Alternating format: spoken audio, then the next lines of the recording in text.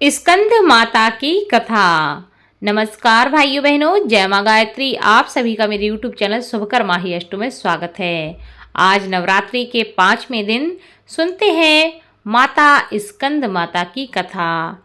इसको सुनने मात्र से संतान के कष्ट दूर होते हैं और संतान सुख की प्राप्ति होती है, क्योंकि स्कंद माता जो है वह संतान की देवी हैं। आप सभी से विनम्र निवेदन है, अगर आप मेरे चैनल पर पहली बार आए हैं तो प्लीज़ हमारे चैनल को सब्सक्राइब, वीडियो को लाइक और वीडियो को ज़्यादा से ज़्यादा शेयर अवश्य करें, ताकि आपके साथ साथ आपके अपने भी इस कथा का लाभ ले सकें।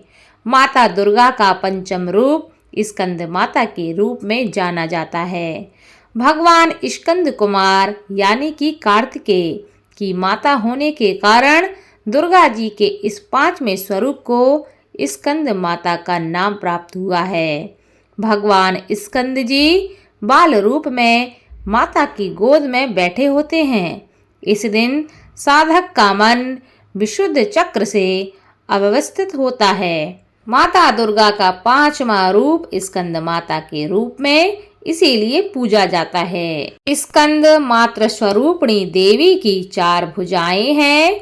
यह दाहिने ऊपरी भुजा में भगवान स्कंद को गोद में पकड़े हैं और दाहिनी निचली भुजा जो ऊपर को उठी है उसमें कमल का फूल पकड़ा हुआ है।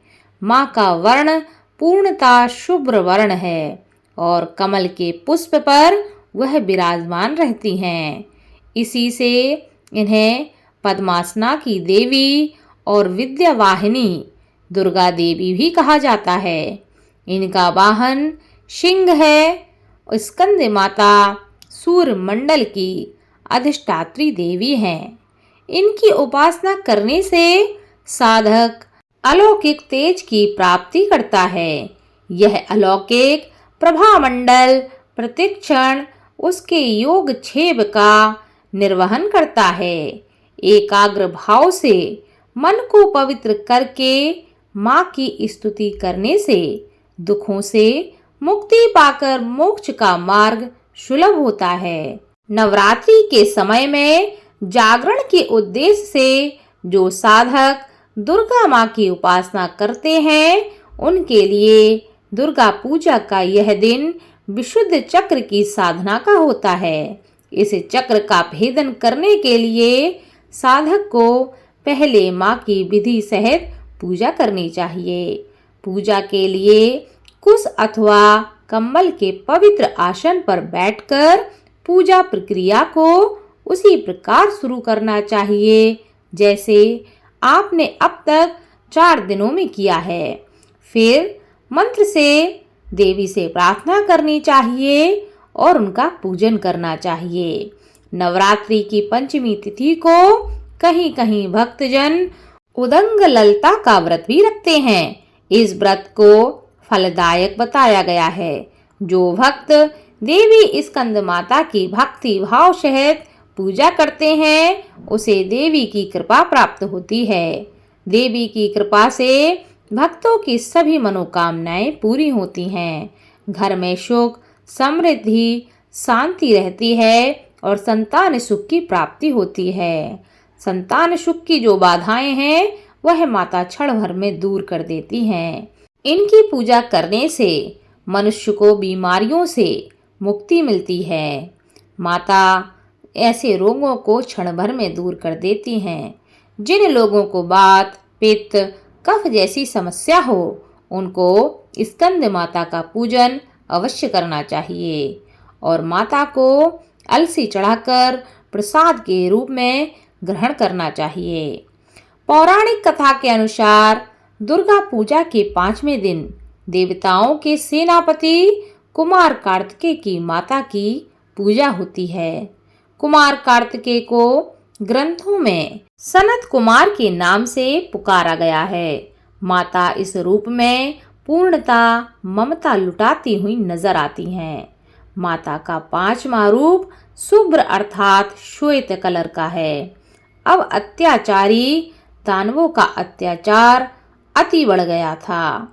चारों ओर दानवों ने भ्रष्टाचार मचा रखा था। तब माता संत जनों की रक्षा के लिए सिंह पर सवार होकर दुष्टों का अंत करती हैं। देवी स्कंद माता की 4 भुजाएं हैं।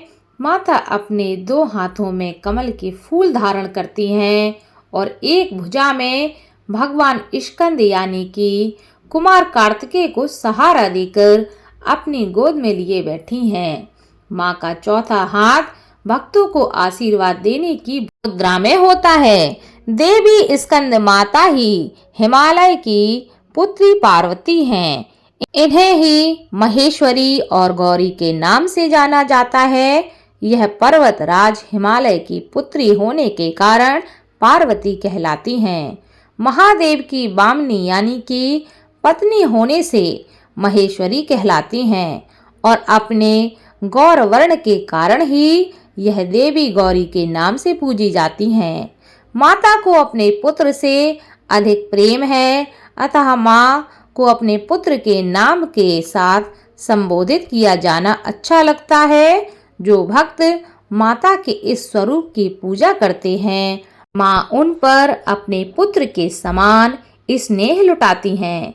भोले शंकर को पति के रूप में प्राप्त करने के लिए माता ने महान व्रत किया।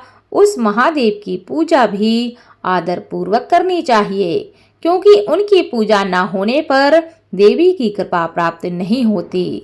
जिस प्रकार श्री हरि नारायण की पूजा के बगैर लक्ष्मी देवी की कृपा मनुष्य को प्राप्त नहीं हो सकती, उसी प्रकार भगवान शिव की आराधना के बिना माता गौरी की कृपा प्राप्त नहीं हो सकती। इसलिए हमेशा आप किसी भी देवी की पूजा करें तो साथ में उनके पति का स्मरण अवश्य करें, ताकि उनकी कृपा आपके साथ, आपके घर परिवार पर हमेशा बनी रहे। आप खुश रहें, खुशहाल रहें, आपके जीवन में सुख समृद्धि भरी रहे। इस कथा को खुद सुनकर लाभ लें और दूसरों को भी सुनाएं, ताकि उनको भी आपके साथ लाभ प्राप्त हो सके। धन्यवाद।